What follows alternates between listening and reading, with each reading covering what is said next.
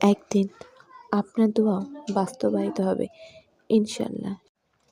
সেই দোয়া যেটা আপনি দীর্ঘ সময় ধরে আল্লাহর কাছে চেয়ে আসছেন, যেটার জন্য আপনি দিন-রাত জায়নামাজে বসে আল্লাহর সামনে লম্বা সময় অশ্রু ঝরিয়েছেন, যেটার জন্য আপনি 2 হাত তুলে আল্লাহর কাছে বারবার ছোট বাচ্চাদের মতো আবদার করেছেন, যেটার জন্য আপনি আকাশের দিকে তাকিয়ে অপেক্ষা করেছেন এবং চোখের কোণে আসা পানি হাত দিয়ে মুছেছেন, যেটার জন্য আপনি সিজদায় পড়ে পড়ে অঝোরধারায় অশ্রু ঝরিয়েছেন, জায়নামাজ ভিজিয়েছেন, যেটার জন্য আপনি কোরআন তেলাওয়াত করতে গিয়ে আবেগ নিয়ন্ত্রণ করতে না পেরে প্রচুর কেঁদেছেন।